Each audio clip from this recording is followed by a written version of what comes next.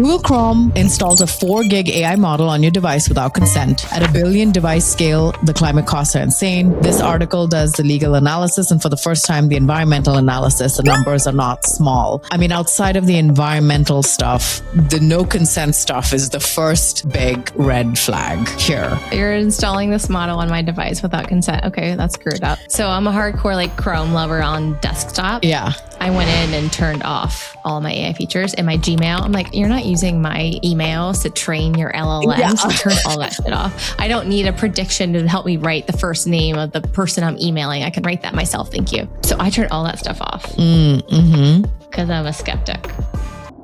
This episode is brought to you by our friends at Vector, the tool that makes sure you're getting your ads in front of your exact buyers. People that are actually going to your website, clicking on your ads, all so you can sell more stuff. Go check them out at vector.co. Hello. Welcome to Notorious B2B, episode 60. A nice even number. And today I do not have Tim, which is a celebration in its own. I have Chelsea Castle, a repeat host on our podcast. Repeat. Woo! I'm actually just coming back for one of your jobs. So we'll see how it goes with you and me compared to me and Tim. I don't have pineapples today, but yeah, here I am. Yeah, I did tell him, I was like, yes, I'm going to ask her because I'm having lunch with her. And also girls rule, boys rule, according to my daughter. That's what I told her. So we got to outdo whatever you did with him. He is a little bit funnier than I am because he's a little more unpredictable, but we have fun. Yeah. Are you going to have some shoes or you need to have some tangible props? But he's got maybe some humor, but you've got the sass. I've got the sass. Also, this recording will go a lot smoother because lately he's been drinking from a very large mug and it's very loud and disruptive. He doesn't do it away from the mic. So that's been my new pet peeve. It's like when you're married and then, the honeymoon phase is over. And so now you're just starting to pick up on all the things that are annoying about each other. So he says I'm long-winded and I'm like, you're too noisy. So that's kind of where we are in our dynamic. But I can't wait to hear what you think of my quirks or my very large water bottle. You and I are still in our honeymoon phase, but also, he's more type Z. And, what are you? Are you more type A? Okay. Yeah. I think we'll get along just fine. Yeah. Okay. So we have a decent docket today. Some interesting topics. Some will be surprised with, but the usual B2B stuff, the B2B boring stuff, fraud, shady pricing, all good stuff. Just the usual. Yeah. But I'm going to actually have you start today. So what do we got? All right. What do we have first? So we've got this fascinating OpenClaw story. Oh, I miss OpenClaw. After Manus came in, OpenClaw is kind of old news now. Yeah, I don't really pay attention to it actually, at all. Tim bought a Mac Mini and he was going to set it up. And I don't know if that idea died as soon as it came up. I was curious. I was reading something about whatever happened to OpenClaw. All right. So this is a post by Joseph Michael, who is a venture partners, works in venture partnerships at Google. And he is sharing a video clip from Stripe session. So it's like a video, in-person conference. And he's saying, this is the craziest AI story I've ever heard. An OpenClaw agent basically took over a Tesla. So Nat Friedman, who is the former CEO of GitHub, I shared 2 stories about this AI agent. First, apparently the agent noticed that he looked dehydrated on his webcam and forced him to drink water. What? I'm reading that and what do you mean forced him to drink water? An AI agent forced you to drink water or could tell that you look dehydrated? That's so strange. Second thing, he said that later on he was driving home and he was discussing sleep on self-driving mode in his Tesla. And the AI decided that he needed magnesium. So the Tesla overrode his Tesla's navigation and rerouted the car to a nearby store so he could buy magnesium. Is this even real? Oh my gosh, that was my first question are you making this up for the Stripe sessions, just to create something memorable? And second, is this a possibility? What's the prompt to create an agent like this? And how do we ensure that nobody else gets it? And also, did you just want something an interesting anecdote for this conference? So you literally had AI come up with an anecdote? Is this an AI written anecdote? Yes. That like just doesn't seem real. Forces you to drink water. Like, so you're not an autonomous human being anymore. It's like forcing you to drink water. Like, what is even happening? As someone who tries to force her children to drink water every week, I can tell you that I don't think an agent's going to force someone if I can't force someone. So I feel like there should be some guardrails against that, even if that is something that you could do. But you know what? The other side of it is only in a freaking Tesla. Only in a freaking Tesla. Shit like this would happen. In your Civic, you have a Civic, right? And my Kia, shit like this wouldn't happen. Okay. My Kia still needs like a broker device to have CarPlay in it. And it's supposed to be a 2023, so like why a CarPlay isn't even in there automatically, but it's driving people to go get magnesium supplements. Yeah. It's like the strangest thing. I still don't believe it. I call BS. Yeah. I call BS. I call it, AI baiting on LinkedIn. Yeah. They wanted to get some fanfare for Stripe sessions. And honestly, if you're venture partnerships at Google, I feel like you're probably going to get good engagement on your post regardless, because people just want to lick the boots, Okay. Yeah. So that was a fake made up story. People love this. They love this on LinkedIn. Okay. So the next story is also interesting because we are naming Claude, which Claude is known to be sassier than other LLMs, right? ChatGPT is a little more agreeable. And then you have Claude, who just sass you right back or tell you like, take a break, go charge your phone. I saw a post like that, which is like, you sent me 3 screenshots where your phone's dying. Can you please go charge it? And I'm like, okay, who died and left you freaking king? But here is the next story. Alina, our fave from Chili Piper, posted this. And the preface that I want before you get into this one is that just a couple of days before that, Anthony was making fun of all the new roles that were coming out because of AI. Just like back in the day, we had like growth hacker. And that became like a thing, right? And then we slowly transitioned from, it's so funny. I was like head of digital and website at these companies. And now I maybe met like a couple of them, but most of them are head of growth, website and digital. So like everyone's gone growth. Are we moving towards where everyone's an engineer? He was making fun of that, kind of poking at that. The next day, Alina posts this out there. I want to get your thoughts. I have many thoughts. Also, for the record, I love Alina. I used to work for her. I used to work at Chili Piper. So mad respect for what their attempts, like they're trying to move forward with the future of AI, just like everybody else. Yeah. So she made this post where she's saying that they hired their first VP of go-to-market engineering. And she goes on to talk about, here's how we structured it. What's his mandate? We didn't find him on LinkedIn. This person is basically going to do all of the soul sucking stuff so that the humans can be more human, which is the safest path to take, right? Like you're either like on the spectrum of AI, everything, laying off team members for AI because of AI. You're on the opposite end of the spectrum of anti-AI. It's bad. We're not using it. Or most people are kind of somewhere in the middle of that spectrum. That's the safest place to be, right? So she's saying, let's use AI to automate the soul-sucking tasks in our go-to-market motion, keep humans only where joy and leverage live for judgment calls, creative bets, relationship building. They also want this person to own ARR growth, which seems okay. That's like a whole other thread we can tug on. And then essentially burning down every go-to-market motion, or actually just every motion. So in the company, and completely rebuild it with the team. So I've started following this guy this morning. I'm super fascinated to see what that actually turns into. What are your thoughts? Interesting. I have lots of thoughts. So first of all, this morning, my random shower thought was, how everyone's like, it's not the people, it's not the marketers who like use it or whatever. It's the marketers who know AI the best or something like that, that is going to replace everyone.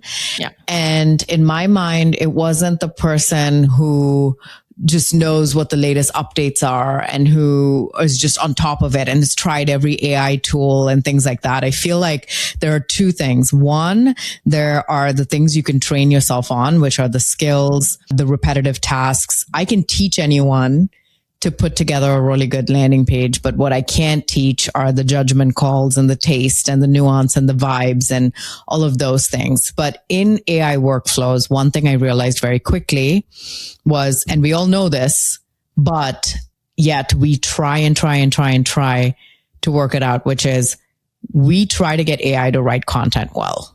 We're constantly talking about it, trying it. We think we've accomplished it, and someone's like, that looks like trash. It does look like it's AI written, yada, yada. And I think the marketers that are going to get ahead are the ones who know, hey, this is a use case for AI. It's really good at this thing. I will keep it doing that thing and doing that thing really well.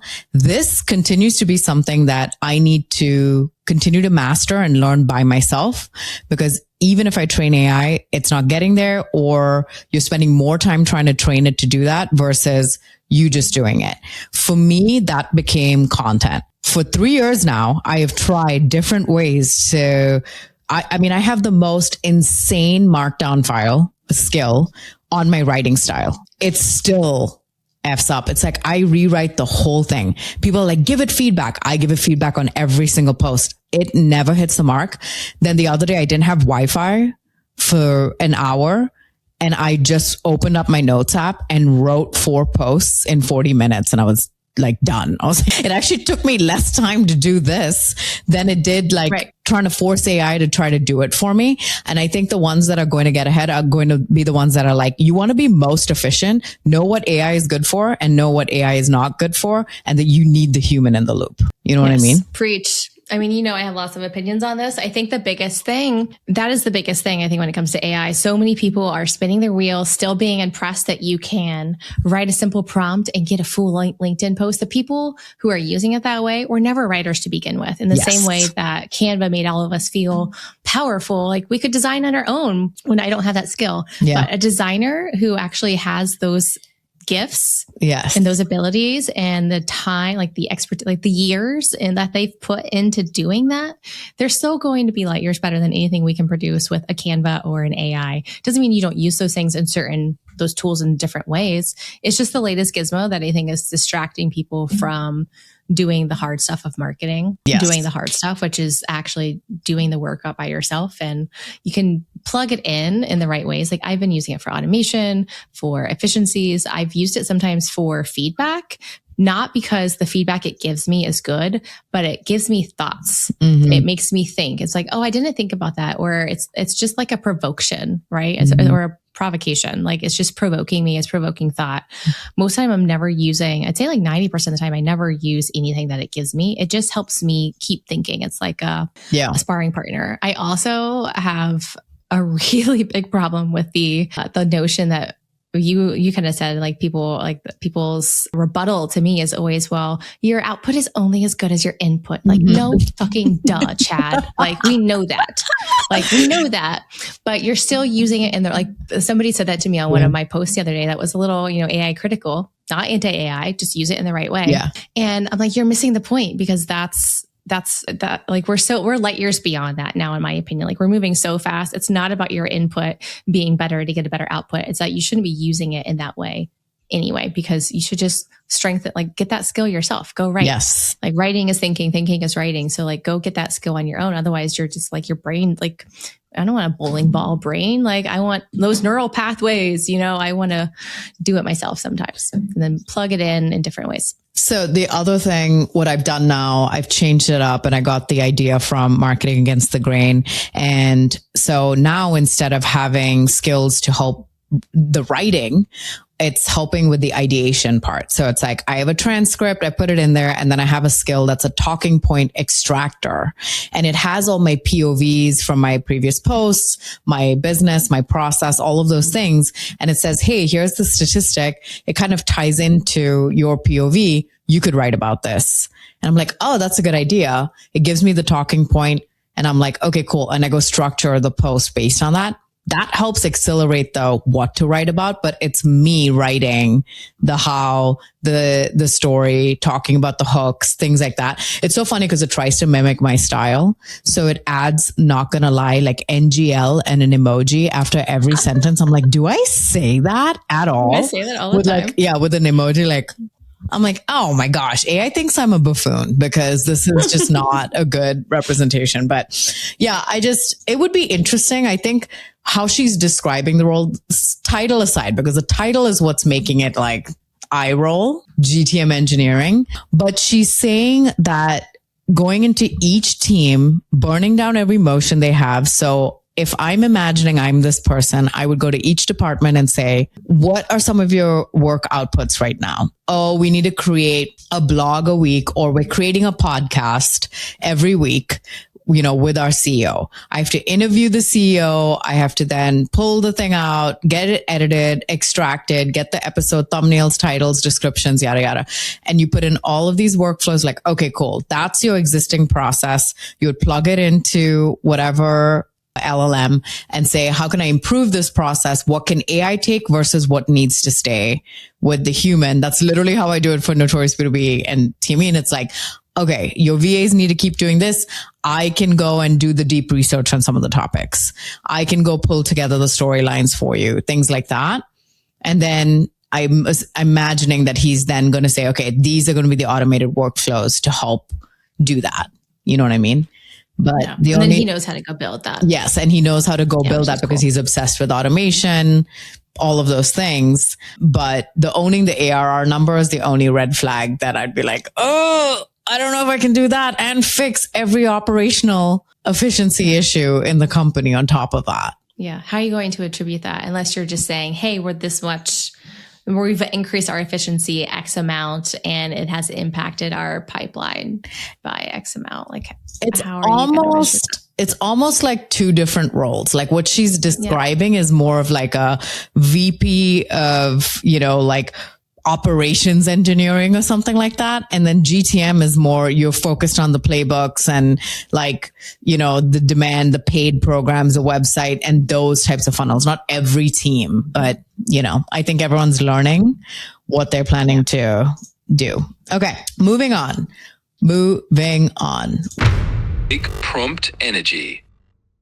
All right. Alexander Hanf. I'm going to choose all the stories based on the hardest names and give that to you from now on. Clearly, you know how to pronounce them better than I do. Just ask Claude how to pronounce their name. Yeah, great. That's going to go real well for me because every time I create a song with Gemini and my daughter's name and I give them the pronunciation, it'll say Nara and Osiris. And anyway, it's a lot. Okay. Alexander Hanf, Google Chrome installs a 4 gig AI model on your device without consent. At a billion device scale, the climate costs are insane. Google Chrome is downloading this Gemini Nano model onto users' machines without consent, no opt-in, no opt-out, short of enterprise tooling, and an automatic re-download every time the user deletes it. The pattern is identical to Anthropic's Claude desktop case I wrote about last month, but the scale is between 2 and 3 orders of magnitude larger. This article does the legal analysis, and for the first time, the environmental analysis. The numbers are not small. I mean, outside of the environmental stuff, the no consent stuff is the first big red flag here. What are our thoughts on this? Dude, I don't even know what the fuck any of that means. Yeah. I mean, I do, but I don't. So you're installing a device. You're installing this model on my device without consent. Okay, that's screwed up. So I think what it is if you have Google Chrome on your phone, which I do, that's my primary default browser on my phone. What's yours? Safari? I use Safari, yeah. Use Safari, yeah. Safari has a little more privacy stuff in play. If you're using DuckDuckGo, they're like full private. Chrome loves to track your stuff. I like Chrome because I also like the cross-device stuff, and I clearly don't care about privacy. But Chrome, on top of that, now you know that Chrome has AI capabilities within it, much like any other browser. Every single tool has AI capabilities. So it has this Gemini Nano model attached to Google Chrome that's basically part of the Google Chrome download. I'm imagining it's what makes the AI component of your Chrome app work. So that's he's why. Just saying that this is just added without consent. Okay. It's added without consent. And then if you it just adds it back in. Yeah. Oh, interesting. So I'm a hardcore Chrome lover on desktop. Yeah. I went in and turned off all my AI features in my Gmail. I'm like, you're not using my emails to train your LLM. Yeah. So turn all that shit off. I don't need a prediction to help me write the first name of the person I'm emailing. I can write that myself. Thank you. So I turned all that stuff off. Mm-hmm. Because I'm a skeptic. So my house, which is interesting, we're both, I mean, he's more in tech. I have worked obviously within SaaS and stuff, but I care less about that. But Nash is very, for a person who's got head of AI in his title, very anti, not like we don't have Alexas. We don't have none of the voice recognition, all that stuff. He took forever to get Face ID on his phone. He was just like, and he hated that I was doing it. It was like, can you not? Do you remember we were traveling and I was going to sign up for the TSA thing where they scan your face. I was like, should I do that? Should I not do that? And you're like, what the fuck's wrong? I was like, they're scanning your face already. They got it in like a billion databases. That's what my husband said too. He's like, well, they've already got all your stuff. But I'm kind of the same way. But also if you look at people who work at all of these tech companies, they don't give their kids phones. They don't give them iPhones. They don't give them iPads. They cover up their cameras on their computers and their phones. Like the people who are building the shit. Yes. They don't know. even want it because they know. So we're all active participants in some degree. So we all got to find what works for us. And yeah, I turn that stuff off. I have a neighbor who's a therapist and she said, and she's a therapist for early teens and up until adolescent, like young adults. And she said that the number one problem with all of them and the reason why they're even in therapy, how their problem could be solved would just be one thing. And that is to take away their phones.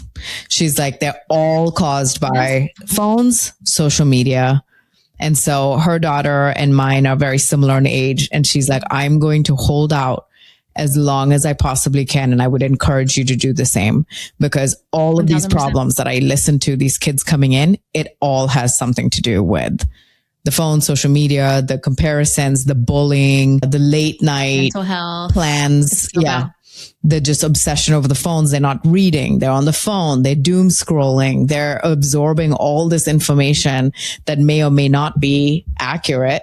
And there's just not a lot of protections in place, especially if you're a teenager versus, like my daughter, I can put some permissions in place with her YouTube consumption and stuff. Like how are you going to do that with a 16, 17-year-old? It's not happening.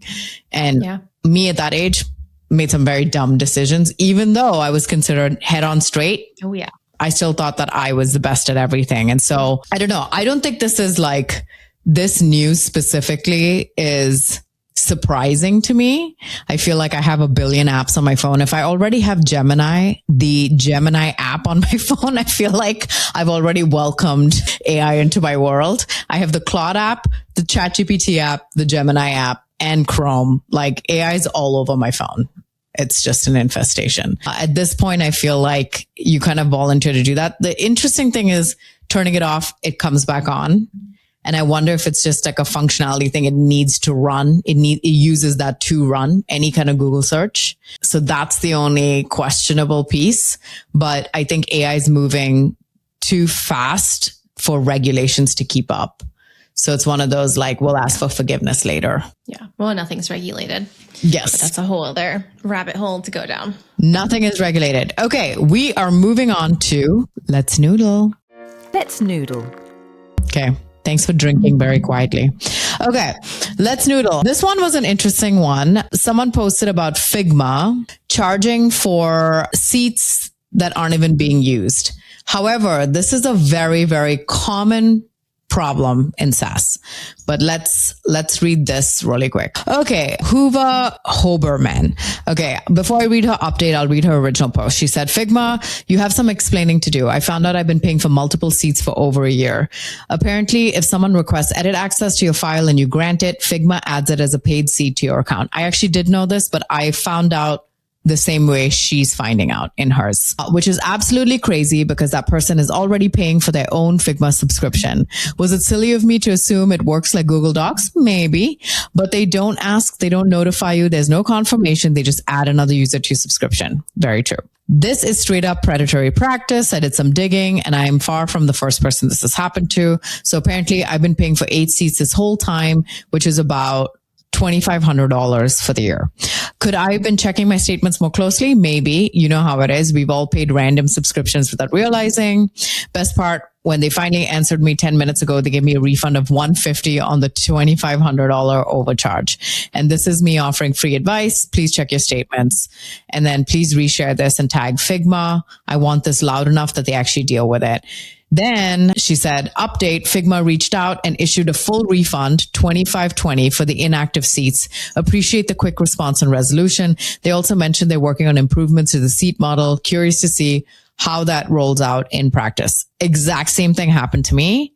I use Figma for my client work. That's how I deliver all my landing pages. So what I discovered, luckily early on, is after the first 3 clients, my Figma bill kept increasing every month.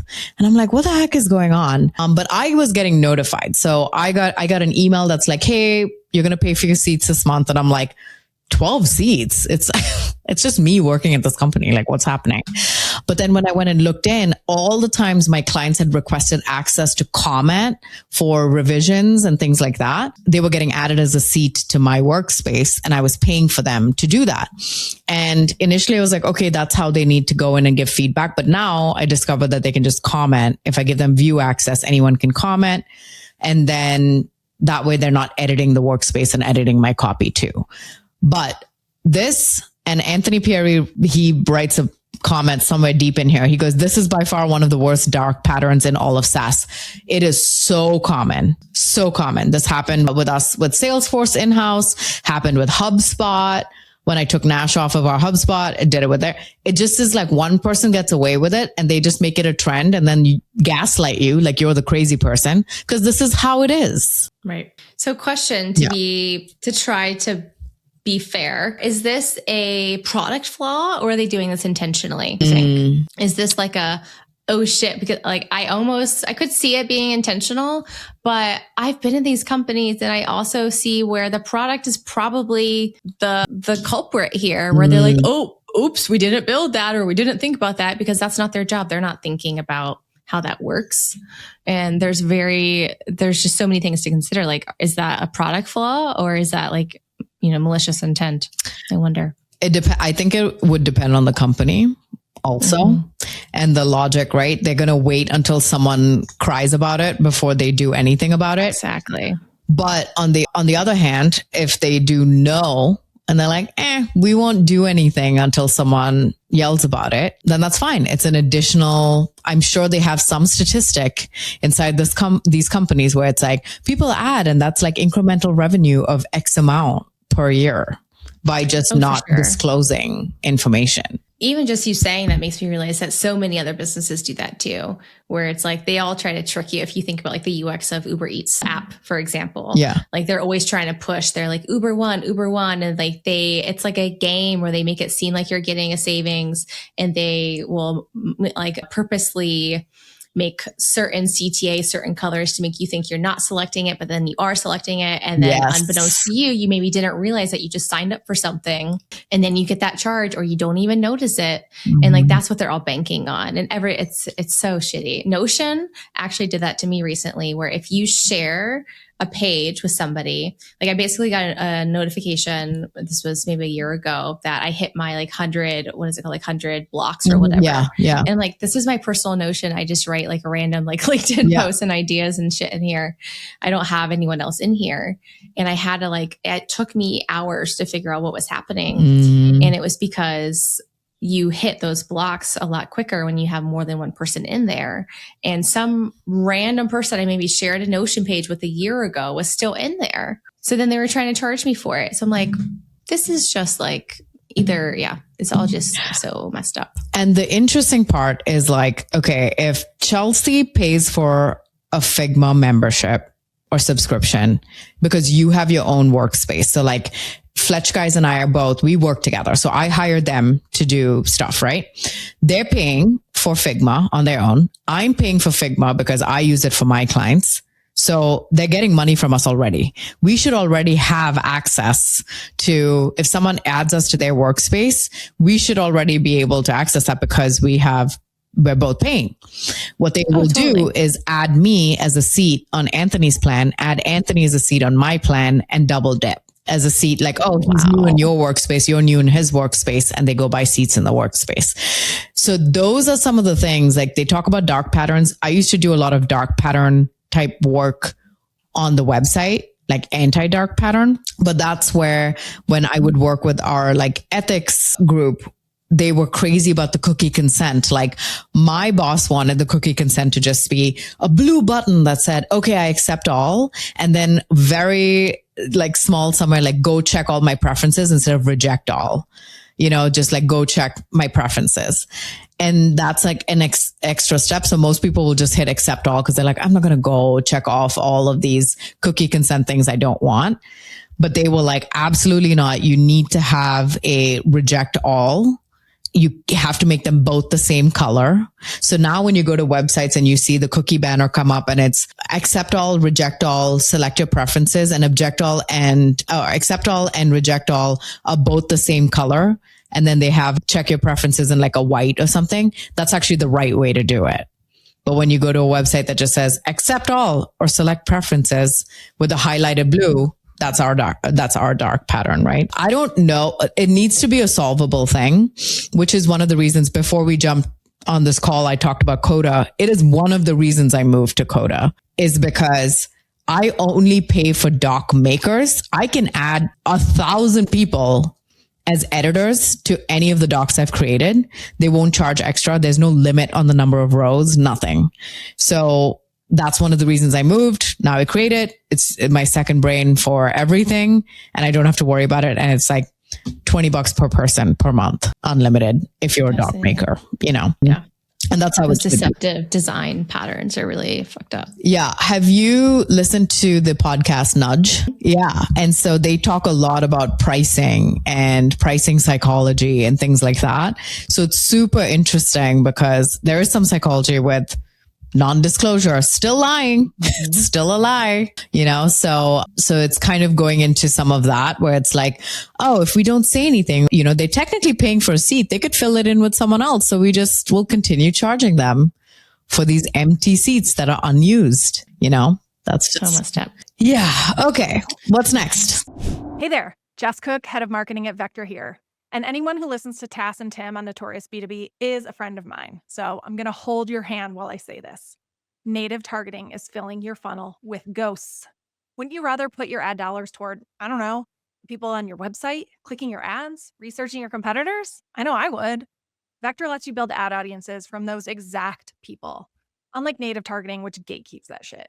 Only letting you pick like some titles and industries and then just trusting them to show your ads to the right people. Boo. Okay, rant over, go to vector.co and get your ad audiences right. Speaking of which, yeah, so very opposite of scamming people.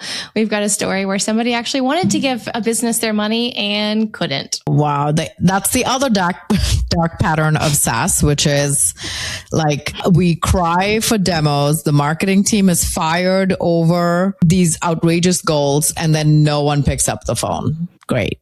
And dude, I have been marketing to sellers for 3 companies now, and it is pervasive. It is true. People don't follow up. When I say people, I mean sellers, but we've got the studies, we've got the research. I've done the experiments myself as an experiment for content, but then also as a buyer, whether it's B2B software or it's somebody to do landscaping in my yard, or people just don't follow up, or you are trying to call them and solicit their business and nobody answers, nobody gets back to you. So this is a story from a guy named Jim Gilkey, and he's saying, want to watch me ruin someone's day? Or wait, no, what does he say? Want to watch me make someone's day while ruining someone else's day. That's a great hook. So he, I think, works for Scrappy ABM. So our friend Mason Cosby's company. Yeah. And they're trying to buy Vidyard or Loom. They're actively trying to buy one of these tools. And apparently they're having some admin issues with an email that they can't access. So they're saying, hey, we've got this like technical roadblock, but we still want to buy your software. and apparently no one's reaching out to them. They've contacted them multiple times and they're not responding. So you're literally saying, take my money, and nobody is responding. And I searched through the threads and I don't even know if they even responded in the thread. Okay, so it looks like they did respond. On this post, he says, Vidyard versus Loom update. The first 7 hours were filled with funny responses and suggestions of other companies we should be working with instead. Like a whole bunch. I love Screen Studio, by the way. I use them. There's Tela, Zoom, Clips, OneMob. SendSpark. I've only heard of a few of these. Special shout out to the CTO of Zeit. He was the only employee from any of the companies mentioned who reached out directly. After 7 hours, Vidyard Corporate replied saying they'd reached out. Shout out to Irina Fisher from marketing, not sales or CS, for being the one to reach out directly. Marketers really do everything. It's been 72 hours. We still haven't heard from Loom, which, Loom's too big now. They're part of Atlassian. It's like a sea of enterprise. You'll never get to the person you need to. And they probably don't care. Scrappy ABM's probably too small for them. Reflection. This has been so interesting for me to experience on this side of the table. I'm usually the one in the comments fighting for a chance to win the business. Great to hear a suggestion. I will look into all of these companies. That said, I get so excited when a salesperson or company rep reaches out to connect. Those companies automatically leap to the top of my list. Speed is everything. Man, shouldn't be that hard, guys. It should not be that hard. It's so funny because the amount of pressure every single company I talk to is like, marketing is to deliver, so much to lead, like so much to pipeline, so much to the salespeople. We got to do this. We got to qualify that. We got to make it easy for them. And then no one picks up the phone. Like, I don't know if you remember when Tim did that experiment and someone reached out to him like 511 days after he put in the demo form. He's like, yeah, dude, I'm not in market anymore. Like 500 days later, no one's in market. So please let me buy. Insane. But I think I'm going to do this now. Anytime I'm searching for a tool, I'm going to like, hey, I'm going to go put in a bunch of demos and then see how many people actually come back and say something. Yeah. Do an experiment. That's literally what we did. In my last company, we did multiple experiments. We did it with small businesses, large, like mid-market. And the pattern across all three was that the majority of them don't respond, or they take more than a few days to respond. And the majority of them don't follow up after the first touch. And it's just, as somebody who's worked in marketing and had that pipeline go against you and be like, hey, we're tossing everything over the fence to you. What's happening? It's so funny because one thing that I do on my landing pages too in the CTA block is I ask the company to outline their sales process, and then I put it in there, just like the light version of how soon someone would get back to them. And they were like, well, I don't know. Sometimes it's 24 hours. Sometimes it's 48 hours. I'm like, well, it's something you should figure out because it helps lower friction. One company though was like, put in 4 minutes. And I'm like, but what if someone doesn't respond in 4 minutes? He's like, well, that's a conversation we'll have with the sales team, but they can't complain and they have 4 minutes to get back to a prospect. So that one was a really fun one to put in there. Like, you submit this form, we'll get back to you in 4 minutes to set up a chat. It's like we're like a global team. We have 24/7. Somebody should be able to respond to them. That's literally their job, is to just sit there. Yeah. And also with AI, there should be no excuse. There should be absolutely none of that. It's affordable. It's doable. It's easy to implement. There should be no excuse for not following up. 1000%. Okay. Speaking about no excuses, there should also be no excuses to lie and rage bait. Yet it makes sense. Okay. So this is by Greg Desmoget. How'd I do with that one? I think that's good. I don't know. Yeah, I don't know. Perfect. The A's, I did French for 7 years, not to brag or anything. Oh, yeah. Okay. I know nothing. I have a terrible accent and French people hate us, but it's fine. Okay. A viral post told PMs their role was dying. The person hiring PMs at Google disagreed publicly. The classic PM to engineer ratio was 1 PM for every 5 to 10 engineers.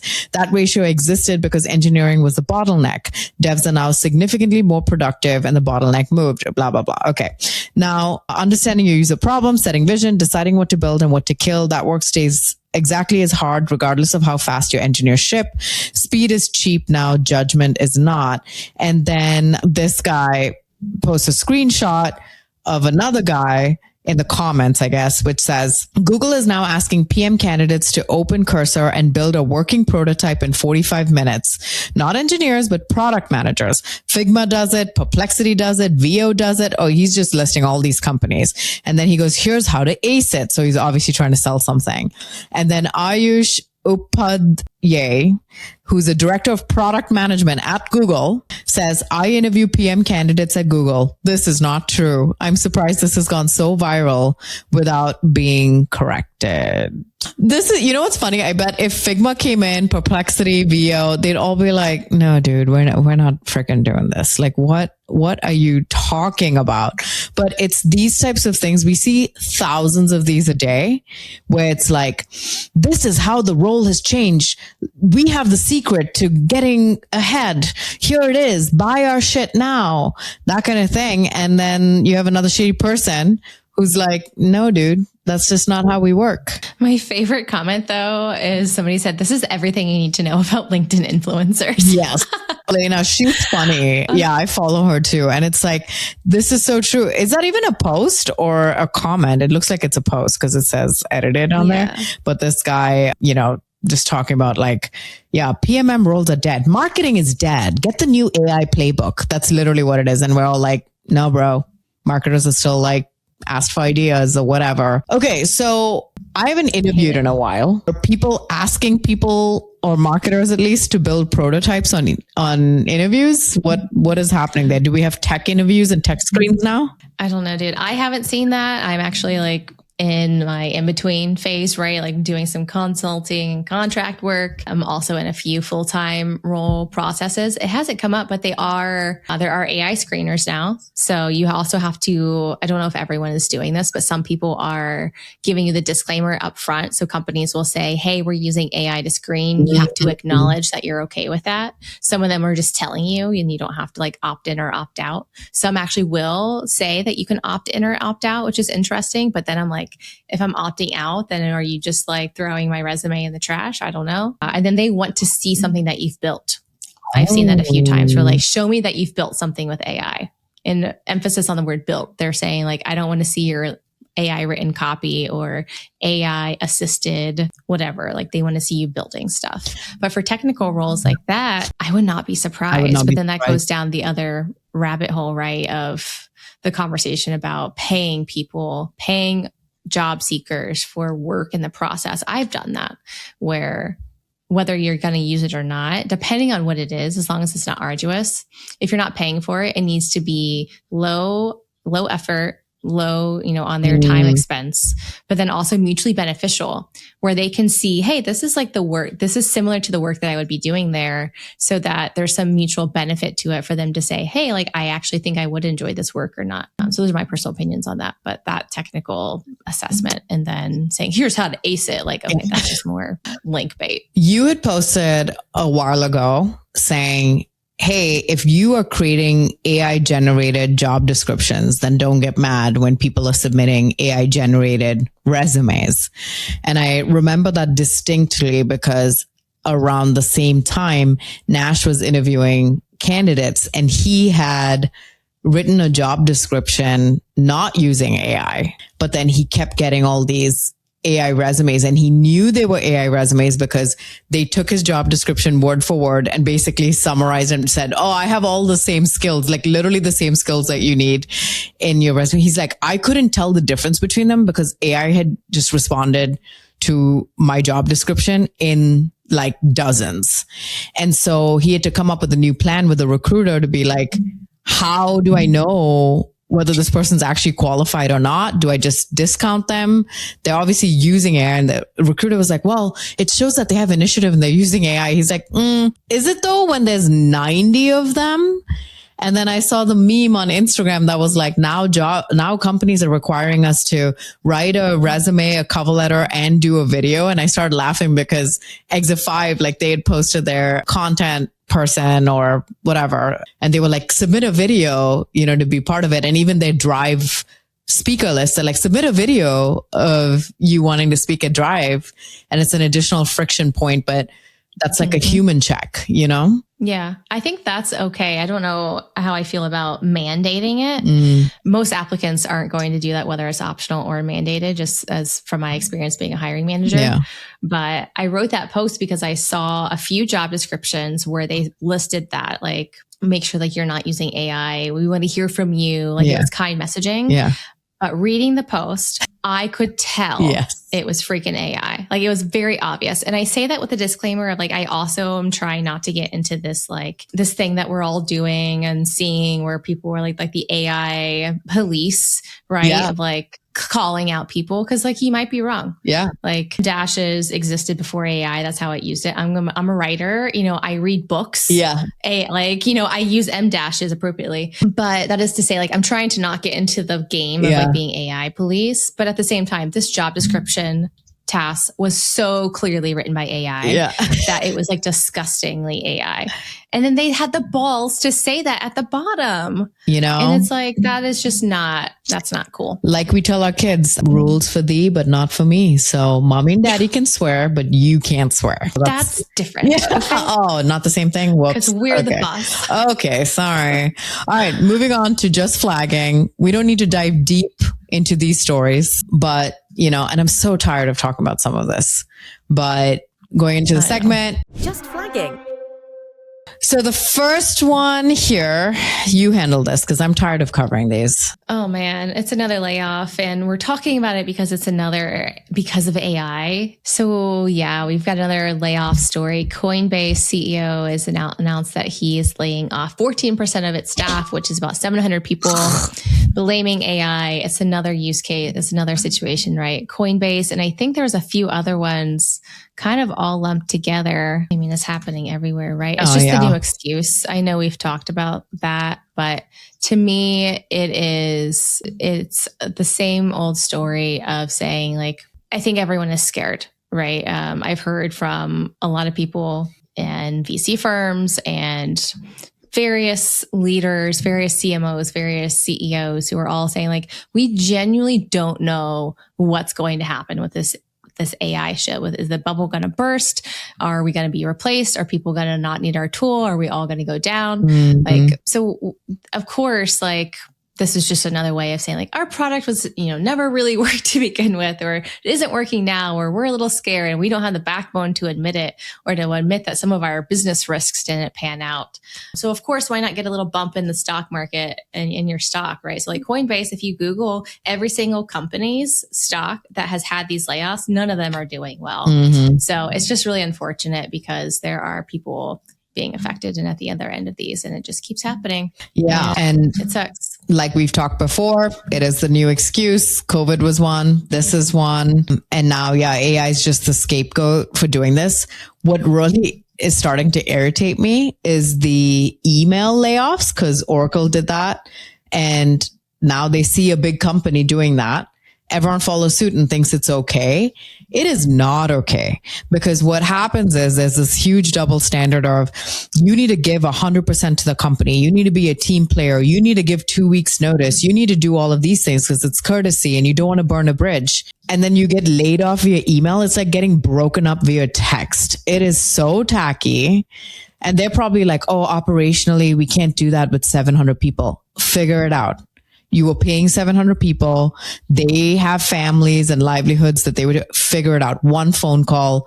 Do them the damn courtesy of having a conversation with them, even though it's awkward. Like imagine just waking up and you just get an email that's like, you're done, by the way. I've got one that's worse. I have a friend who was part of a string of layoffs at her company. It was about 20 or 30 or so people at this small company. And she was on a call and her computer shut off in the middle of the call. That's how she found out. Isn't that so messed up? Oh my gosh. And then I think she somehow got like a personal email after, but her like literally just like email just shut off. Oh my gosh. She was like, oh, disgusting. Terrible. Oh, okay. More speaking of terrible. Okay. Speaking of terrible, we got some lovely fraudulent behavior here. We haven't covered one of these in a while. All right. Let's see. So yeah, this one's interesting. So this is a post by a man named Daniel Shaukat. No, you can correct me. Shaukat? Daniel Shaukat. would be the official pronunciation. Yeah. Okay. So he's saying, okay, so I'm just going to summarize some of the posts. He's commenting on a lot of LinkedIn posts recently about Devsinc, which is a Pakistani company. Some people are calling it a scam. Some people are saying the culture's bad. They do this, they do that. His whole post, it's pretty long, so I won't read all of it, is saying that this, 2,000 employee plus company is actually not that bad. And they're getting criticism that's unfair. But then the comments plus some of our research about Devsinc, which is a legitimate company, is that that this guy, for whatever reason, is writing a little bit of a fluff piece, and he's not highlighting the real problems, right? He's saying, oh, they're being criticized because they outsource, or they use different delivery models, or no culture is perfect. They don't do things in the traditional way. But apparently it's much more fraudulent than that. You did some more research on this. What did you find, Tess? Okay. So what I found, and here's some of the background, which is the TLDR. It's a Pakistan-based software company and staff org company. So they claim to have 2,000 employees, 3,000 plus projects, and clients across 23 plus countries. Countries. This will be important information later. So over the last few months, former employees and people in Pakistan's dev community started sharing publicly on places, especially Reddit and LinkedIn, that there's toxic work culture, questionable staffing practices, unpaid salaries, intimidation tactics against ex-employees, inflated client and employee claims. But the biggest issue that this guy failed to mention is that they're using fake US identities and shadow profiles. So this is the one that's getting most attention. There are multiple posts where they're saying that Devsinc workers were operating under fake US based personas for staffing and client work. So they're using fake US addresses, fake US LinkedIn profiles, names, and even the alleged use of social security numbers. How crazy is that? So that's the part turning this from bad employer drama to like, okay, is this fraud? We don't know. And then there's lots of ex-employees who are posting on Reddit saying, hey, they just randomly fired me without any notice. I've been chasing them for my compensation. No one's getting back to me. There's another LinkedIn thread or Reddit thread where someone is saying that the women from the marketing team specifically were getting anonymous messages, pressure to stay silent, intimidation via LinkedIn DMs, and all these reputation attacks after leaving the company if they were to say anything. So like kind of a non-disparagement, but through intimidation.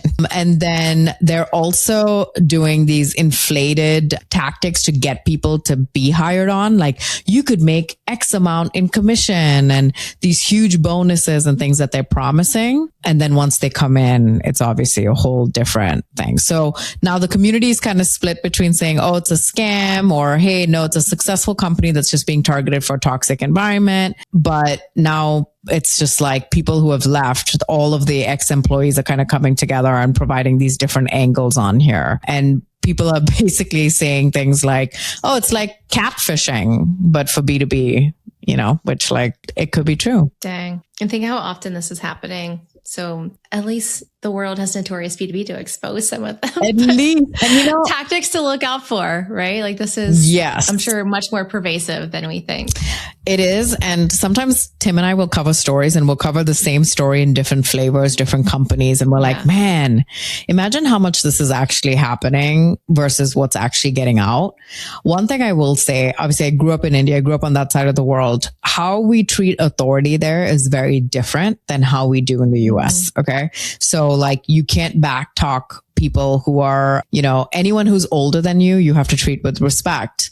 You can't backtalk authority in any form, teacher or boss, whatever. Some of the practices too, like we used to have a staff org firm at one of the companies. And I remember when some of their guys came from HQ over to our boardroom, and we had a couple of the guys on our team as, the augmented staff. And the bosses came in and they were so rude, to like yelling at them in front of us. And my boss is like, we don't treat them like that. Like you can't yell at him, So, but the culture is so different there in the work environments where, you can't really speak against authority. So one, I'm proud that this many people, especially women, are coming out being explicit, sharing screenshots. So if you go and look up Devsinc on Reddit, you'll be able to see some of the screenshots, some of the communications, women coming out, speaking against like the intimidation practices and stuff like that. They could cower in fear and be like, I can't tell anyone about this for fear of my safety. But they're like, no, I'm going to expose this person because this is unacceptable. So I'm proud of those people coming out and not proud of this guy who is apparently, and people are like, are they paying you for this post? Like, why are you talking about them so positively when everyone else is kind of exposing them? It could be part of the plan, just like a little mini PR campaign. We don't know. But, I will say that it is such a different thing to be a whistleblower there than it is here. It takes a little extra balls to do that. So I'm very proud of them for that. For real. Yeah. We'll see what happens when it finally, comes to town. I don't know. Legal action with stuff like this is kind of crazy. All right. Last story. And then we're going to go into closed one and wrap up here. This one I wanted to do personally because it has something to do with my side of things. But Melissa Zenner.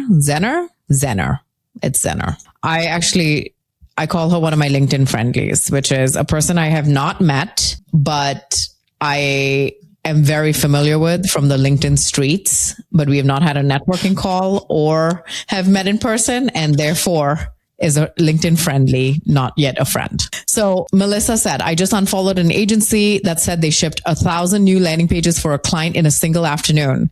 That is not the flex you think it is. There's no way in hell anyone checked that much work. You all just shipped a boatload of poop with your client's name on it. Also, no one, and I mean no one, needs 1,000 landing pages. Don't let anyone try to sell you on these nutty volume plays. Stop falling for agencies peddling absolutely craptastic work and reach out to literally any marketer who seems like they're trying to uphold quality. I promise you'll get better results. Her post blew up. She's done really great lately with her little hot takes. So almost 1,000 reactions there. I commented on this because obviously someone says landing page. It's like my bat signal. Like I'm there. And so my comment in here, which will also state my opinion, is as a landing page person, I can tell you with confidence, one, you don't need 1,000 landing pages. Actually, people are trying to get out of having that many pages. Okay. I've got into so many companies now where I used to be hired when I was in-house to untangle 3,000 page websites. It is a nightmare. And I don't care how much AI you have. It is a nightmare. And then I said, okay, great. Now you've made 1,000 pages, but you need to maintain them. That's where the technical debt comes into play. And number 3, what is a possible reason you would need 1,000 pages? Even after just working for 3 years, I've been on my own and I've worked with 40 companies now. And in total, I've only created 200 landing pages, which in my mind sounds like a lot. It's a lot. But then compared to 1,000, I'm like, oh, am I effing up? No, I'm not. I'm saying, oh, that's it. And these companies never turn them off. They don't have to. And that's the flex. So it's ridiculous. There's no, and we see the same thing with everything, right? I created 1,000 sexy ads. I created 1,000 blog posts. I did all my campaigns automatically. Like, who's checking this shit? And how do you know that they're being done well? You don't. It's the gross obsession with volume over value that's pervasive in every function, right? So you started in sales where they were convinced, like, just send as many emails, make as many calls as possible. Yeah. Cast the widest net. And like, that's actually not how it works, whether it's landing pages or ads or blog posts, because then like we know that doesn't work, right? It's you're favoring the wrong metrics. You're favoring the wrong fact or the wrong things. But then to your point, like then you have all of that residual stuff on your website. And I just left a company that had hundreds of pages that had 404 and messed up redirects and just so much like a hoarded house of problems from an old content program with bad tactics and so many landing pages and just so many technical problems that it's draining your website and really dragging you down. So it's just funny to me that people still think that that's a thing that's worth doing and we're spending your time or money or resources on. It's like Kaylee's gonna kill me because I'm always attacking anything that's too broad, but this is where she's like, oh, okay. But for me, it's like the amount of focus that it takes to actually do something really well. And now you try doing 600 of those things. Like you're not going to do any one of them well. So do like 5 or 6 pages that you know are going to be baller. You can iterate those over time, right? Versus this, like one person made a funny comment in there that said something like, great. And if you get one person per page, you'll get 1,000 views total. And that's a great sample size to make some judgment calls on in terms of testing and stuff. Cause like, okay, say you can maintain it. Who's testing all of those? And then if you have to change one thing across all, I guess vibe code it and change it all. But are you QAing it again? Something is going to break and you don't have enough agents to verify or humans to verify that work. Really, there's just like no point. There's no point in doing all of that. I think we need to go from like, just because we can do more doesn't mean we do more. And more doesn't mean more at all, you know? So can AI help you do the small things better? You know, do less things better? That's kind of the question we need to ask. Okay, that concludes the docket. We're going into closed one and then we'll peace out. But I'm going to read closed one. You're going to react to it. We'll see whether you think these are as funny as Tim and I thought that they are when we sent it to each other on the DMs, which usually, you know, TBD on that. His sense of humor and mine, very different. Closed one. Okay, this one is a funny one, but I actually saw it on Instagram and this person verbatim just wrote it for LinkedIn and got a ton of reactions, which is also a content strategy for some people, might I add. A terrible I'm not a big fan. If I like something on Instagram, I'll do like a screenshot. Like I've done that a couple times where I'm like, it's obvious I'm posting like a screenshot with credit from Instagram. Yes, I will share the meme directly. And I saw this on Instagram and then I was like, when I sent it to Tim, I was like, oh, this one was copied actually. Okay, but it is funny. So Natalia swiped this from Instagram. That's the credit. I'll do the credit on her behalf. And she said, I felt more pressure to use AI as an adult than to do drugs in high school or college. Yes. That's such a good comparison. Unfortunately. Yes. It's so sad. So true. However, it did blow up. Hope she likes all the hollow engagement she's getting. Hollow. It is pretty counterfeit. Yeah. I also saw somebody said that LLMs are the new MLM, marketing. Yeah. Oh! And like, actually, that's true. That is so true. We're just selling playbooks and like whoever joins this playbook is going to get whatever. I listened to a podcast today and the guy was like, $1 million ARR monthly AI founder or something. I'm like, great. Amazing. Let me hear what this guy has to say. But it was like, interesting advice. Okay.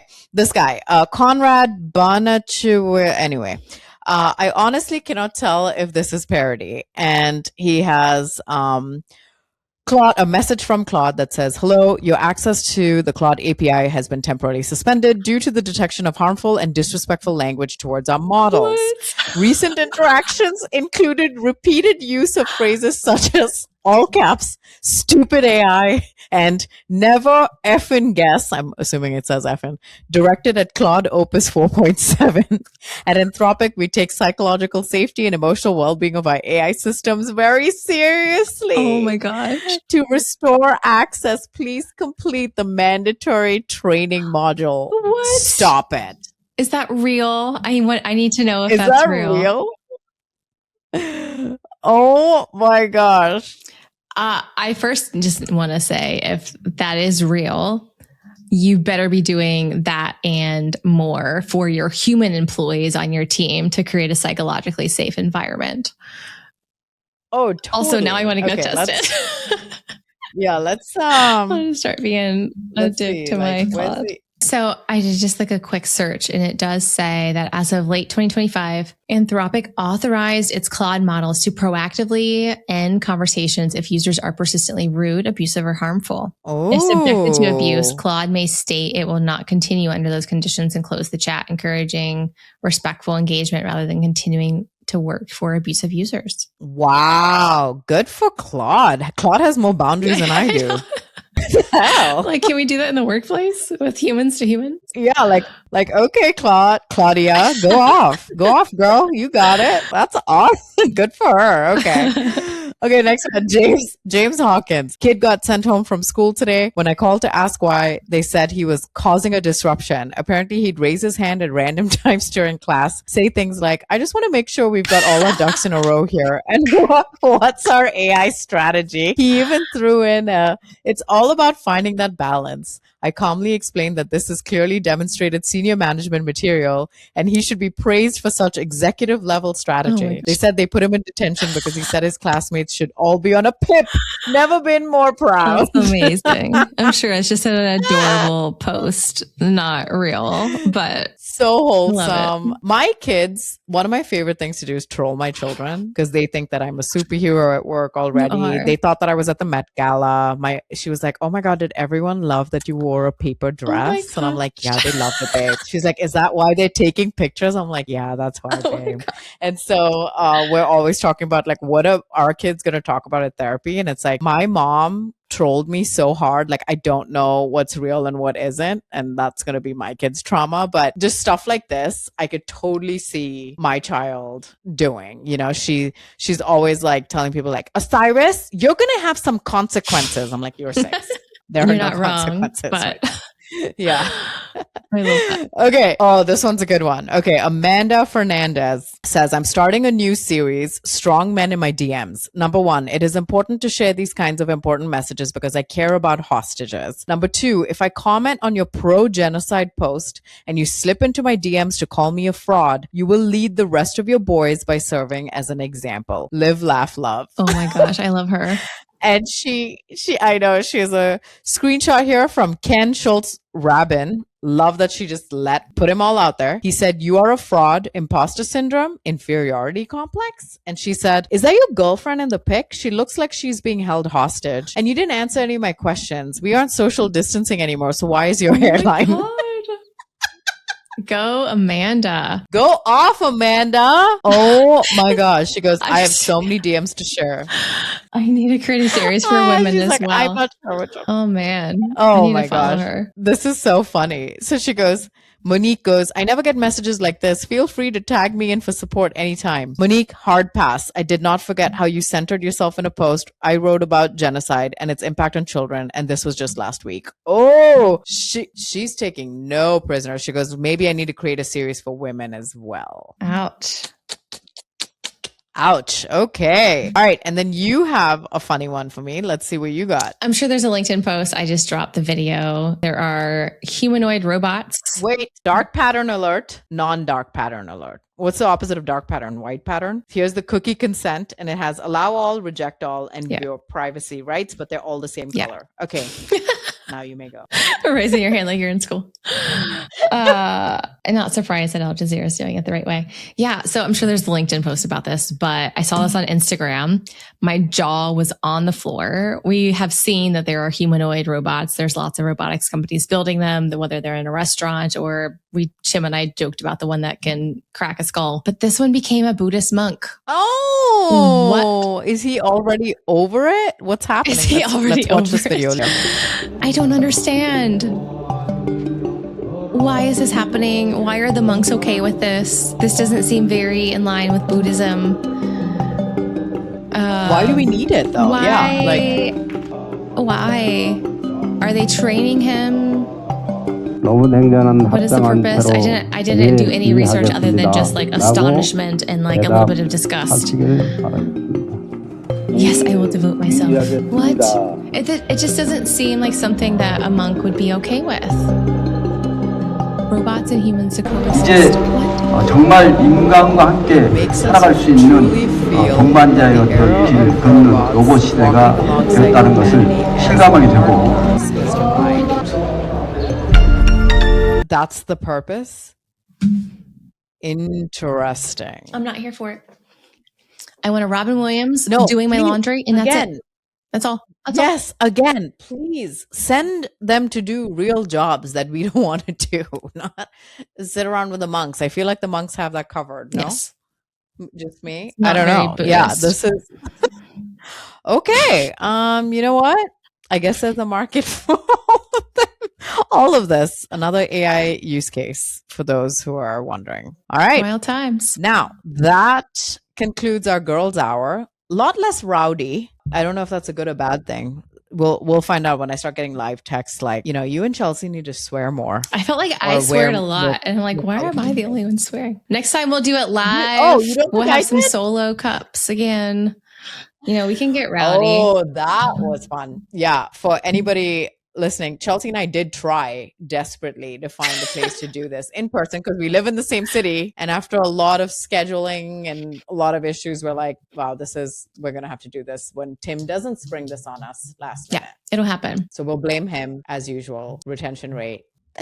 Yay. Big thanks to Vector for keeping our ad dollars where they belong, in front of people that Seth would love to talk to. So stop donating your money to native ad targeting and start targeting your exact buyers with Vector.co.